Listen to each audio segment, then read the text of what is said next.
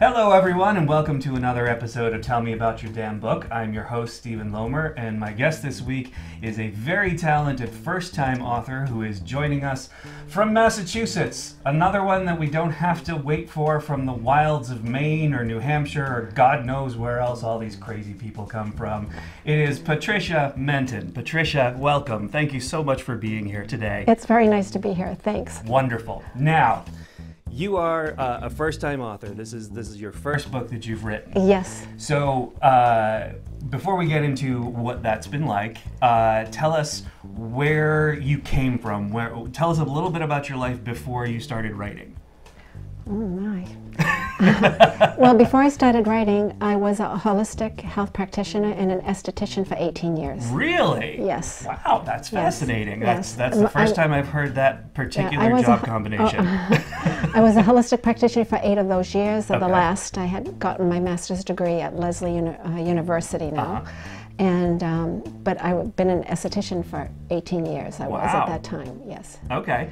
So now most authors are really hardcore readers. Were you one of those? Yes, I like to read very, very much, and but when I did my thesis, that's what encouraged me to start writing. I really wanted to write a book. Okay.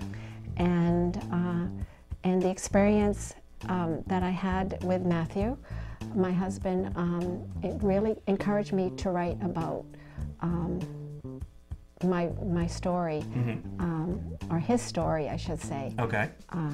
I decided that his story was a much better story than the one that I wanted to write. So I delve into that. Nice, yes. Nice. So now, what year are we talking that you decided to sit down and start writing? 2011. 2011. Wow. Okay. I took a course at North Shore Community College in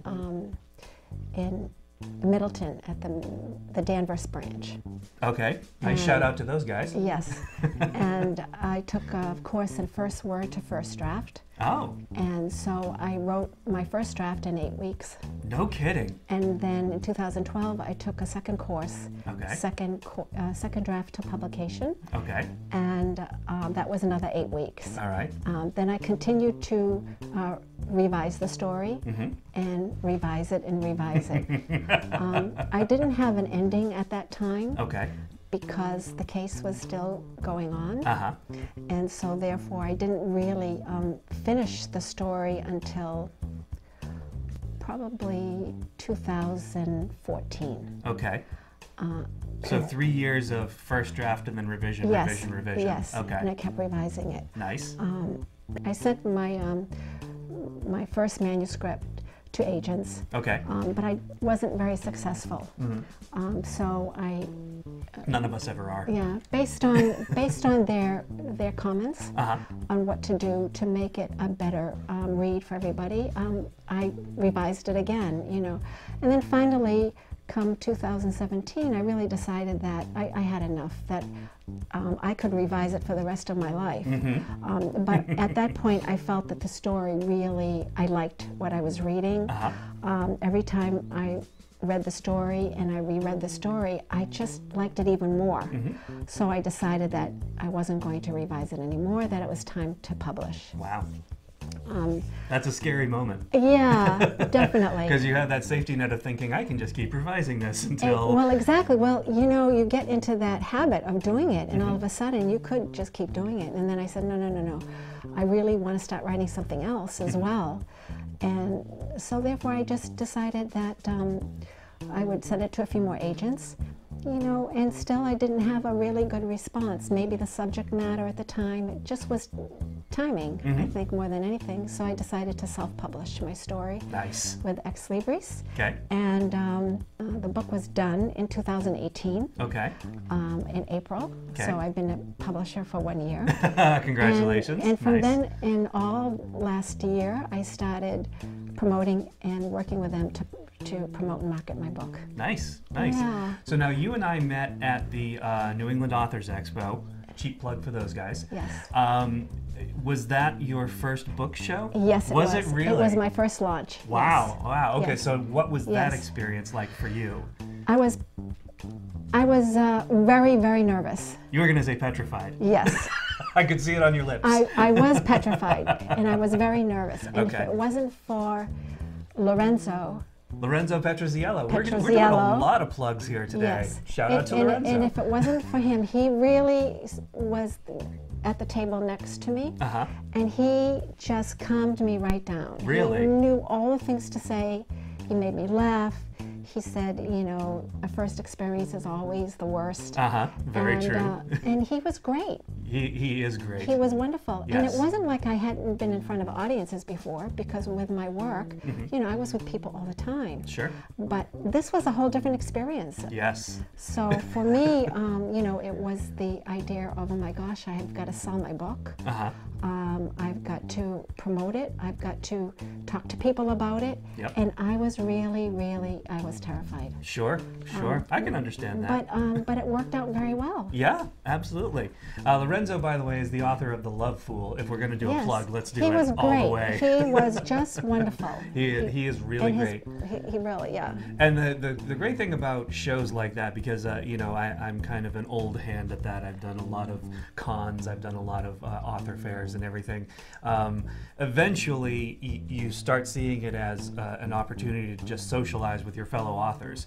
You forget to you sell your book because you get to see everybody. It's like a high school reunion every time you all get together. So you know, you'll get to see Lorenzo again, but then you'll make all these other author friends, and it's wonderful. It's a great experience. It was really good. Yes, and I sat in on a couple of the lectures that they had.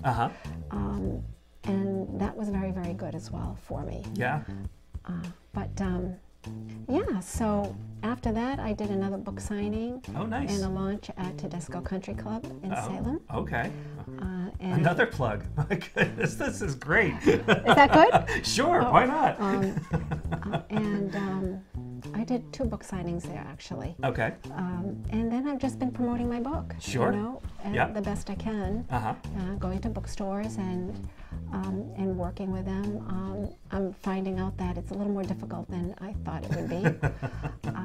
It is. Yes. I'm only speaking from my personal experience, but it is definitely a challenge to get out there. Yes, but I'm finding word of mouth really is very, very important. Oh yeah? The more people I talk to, the more books that I sell, the better the word is spreading. Nice. The more the word is spreading. Sure. I'm very pleased at that. Excellent. Let's break for commercial right here, and we will be right back with Patricia Menton. The following preview has been approved for all audiences.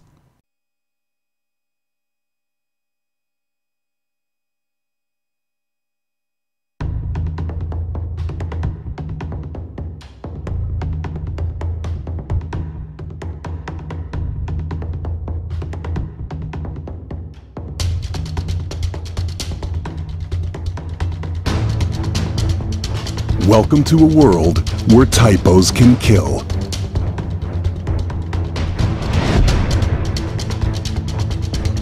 Where only one team can protect the public from the forces of errorism.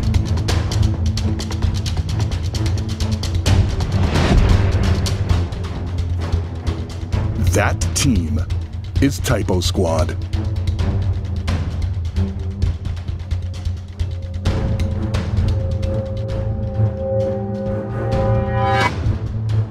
Typo Squad. Coming soon.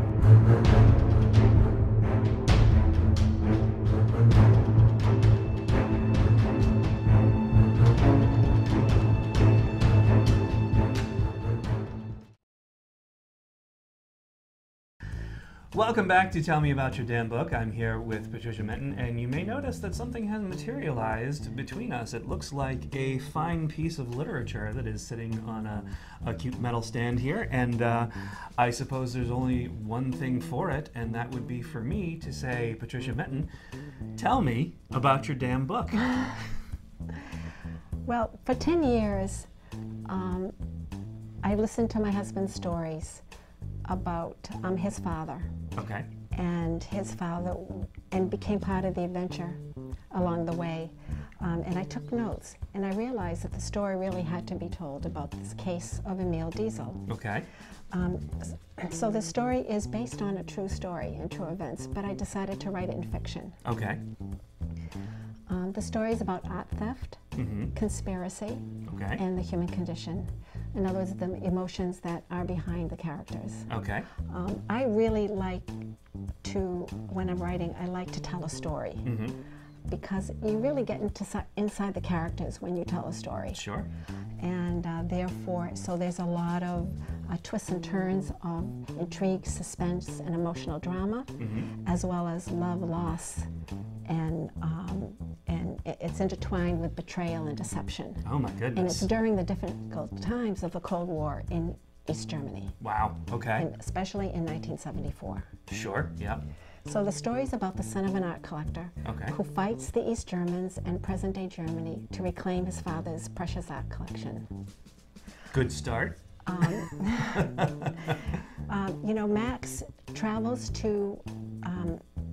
back to Germany, and he faces the painful memories of his past and the recollections of his father, who is a graphic artist. Okay. And he also was a soldier in Amsterdam during World War II. Then he returns back to Erfurt in 1975 and to be with his family while it was under Russian occupation. Okay. And this all leads up to the theft of his art collection in 1974 Wow. by the Stasi. After his father's untimely death, Max goes back to East Germany to reclaim and to fight for his rightful inheritance. He is coerced into a conspiracy to regain possession of his art, but not without repercussions. Okay. So until 2004, he struggles with the city and the museums for his inheritance, which leads to a very riveting conclusion. Aha. Okay. So the story really is about, you know, how he pursued the art collection and how he fought the museums in present-day Germany and to regain his art. Wow. Yes. Wow. So I don't now, want to tell too much of the story. No. Leave a little bit for the intrigue of the reader. So, what type of reader do you think would most enjoy this? Well, it is historical fiction. Okay. So it does take place during the Russian occupation. So I think people who are interested in history would enjoy this story. Okay. But also, of course, art. You know, the story takes place, and it's really all about art and art theft. And what makes this book interesting from other books about art is that the East Germans stole the art from art collectors, from German art collectors. Wow. From their own people. Wow. So it really, it's really quite a story, because it just wasn't he that had his collection stolen. It was many other collectors as well. Wow. But Max Diesel, his father Emil Diesel, probably was one of the most prominent art collectors in East Germany at the time. Wow. Okay. Yes. Wow. This is really, I'm getting all fired up about this. This is good stuff.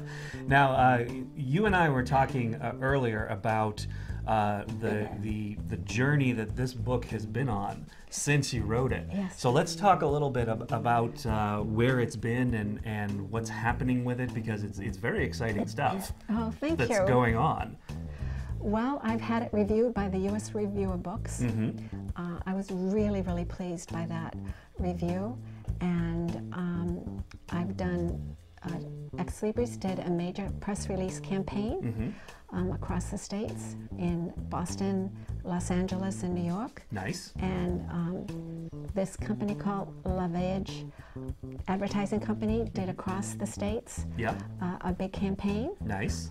For me as well. So that's been that was very, very encouraging as well, and it's reached a lot of art magazines and we didn't talk about that. That's great. Yes, wow. As well, yes, and networks and so forth. So nice. And something big is coming. Something big is right around the corner. Yes, it is soon to be in in the Sunday New York Times Review, and hopefully that'll be coming up very, very soon. Nice. We were hoping in May, but it may be June also as well. So this worked out well. We got you on the way up, because once that happens, you'll be unattainable. We wouldn't be able to afford you. Nice? Yes. Wouldn't that be nice? You'll be on the late night talk shows. I don't know. Where you belong. But that would be really, really nice.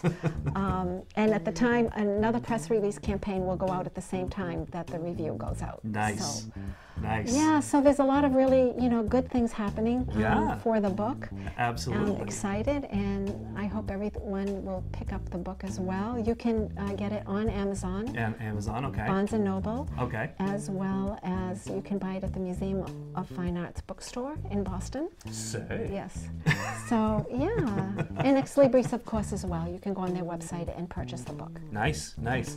Now, are you working on something new at the moment? Yes, I am writing a story right now at this point, but it's out of the genre. Really? I'm writing a romance novel. Are you? It's really not easy. Now, if you want to find a community of other authors, romance is the way to Yes. go. There is a Yes. massive romance authors community everywhere. Yeah. But there is another story I have in the back of my mind as well that I really, really want to write about. So I may, I have about 60 pages done of my romance novel. Okay. I'll write a little more of it, but I really want to start this other novel as well. Okay. That I have in the back of my mind. Can you give us a hint of what that might be? It's going to be a little mix of supernatural, Oh. mixed with holistic studies. So a little bit is something that I'm familiar with. Okay. But I will write it, in fiction. Okay. All right. Absolutely. My goodness, Yeah. you are just all over the map. So yes, yeah. So I'd like to do that. That's been on my mind to do that was the original story that I wanted to do in the very, very beginning before this story. So I think I will tackle that at some point. Wow. In the near future. You're going to be Yes. one of those authors where they won't be able to pigeonhole you. They'll be I like, guess- yeah, she's got a little bit of Yeah. historical fiction, she's got some romance, she's got some supernatural stuff mixed in with holistic. Why not? You only live once, right? Exactly. Exactly. Sweet. For sure. Sweet. Now, you may be familiar, because you said that you watched a few of these episodes, with a segment that we call The Five.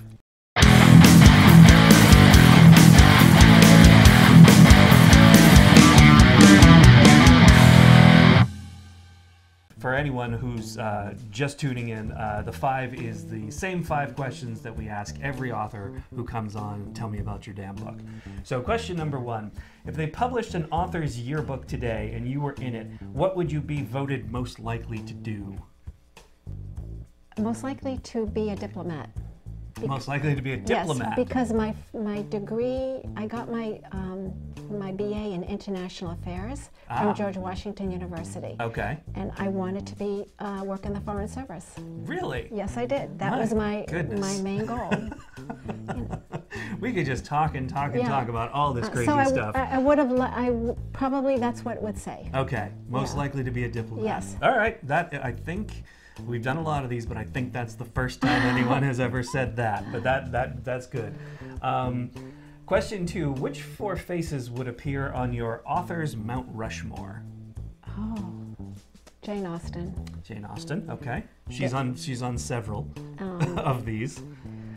I like Michener, Okay, but I like Dan Brown. Oh. I really. that's not a surprise, Yeah, considering what we've talked about so far. That is not a surprise. He was a big influence for me in writing my story. Is that right? As far as the genre and the suspense and the intrigue, Mm-hmm. and he writes in such a storytelling way. Mm-hmm. I really enjoy his books. Let's see. I Oh, see a cheat sheet. I know there is Someone one because, prepared beforehand. but Colleen McCullough.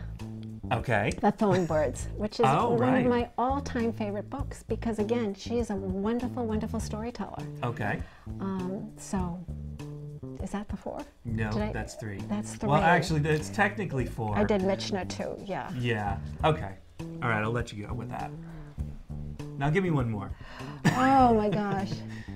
Well, from my holistic past, I will, because I just it's a book that I always remember, is Paramahansa Yogananda. Oh, that's one of my favorites, yeah. But it's a spiritual book, so I really, was inspired by his book quite a lot. So okay, all right. So we're covered then, in case that second face where you waffled between two. Now we're definitely covered. Okay. Question 3: what's something about you that almost nobody knows? There's got to be something juicy. There's got to be. The life you've led so far, all these things you've talked about. I'm a homebody. You're a homebody? Yeah. And nobody knows this? Oh, no, I guess they do. I like to travel too. I think people know that. This is the big reveal. This is when people tune in and they're like, oh my goodness, I've known Patricia for 30 years and I never knew this about her. Did you kill a guy? No. Okay. Did you, I don't know. Oh, gosh. What do you other know weird about me? things? I mean, I'm really an open book Did you in many respects. ever smuggle drugs across the border? No. Nothing like that?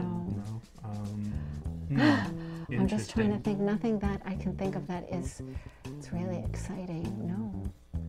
I like fashion. I like Oh, that might be something that but nobody knows. No, they know I'm that. sure a few but people a lot of people, know that. they do. Yeah.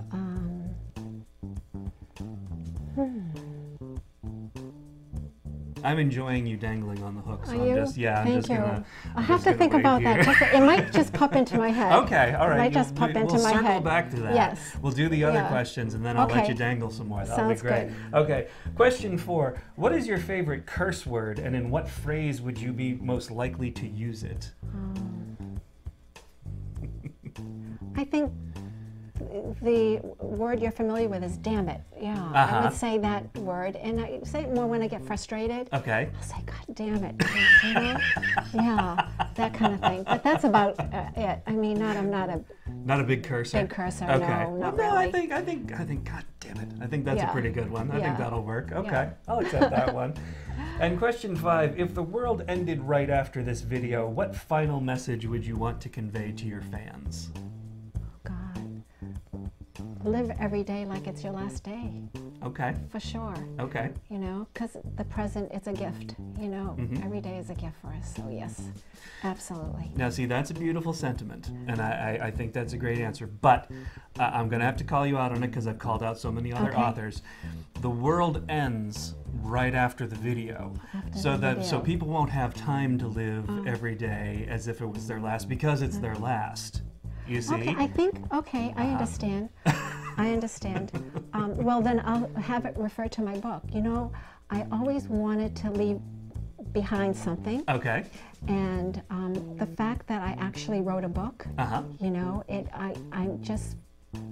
took so much courage for me to publish the book. Sure. That for me, to leave the book behind as part of my legacy, I mean, that's great. That is great. I would say that would be it. Okay. Then that would be it. All right. Definitely. See, that's a great message. Both messages are great, but I had to make sure because a lot of the authors who come on here, they say, "Well, buy my book," and I say, "Well, they're not going to have time. The world is ending after the video. They're not going to have time."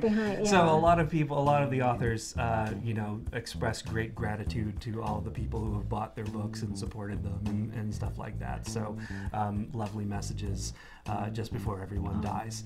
So so on that note, I can't think of any better way to wrap up this episode of Tell Me About Your Damn Book. Once again, plug the book and where people can find it. Much.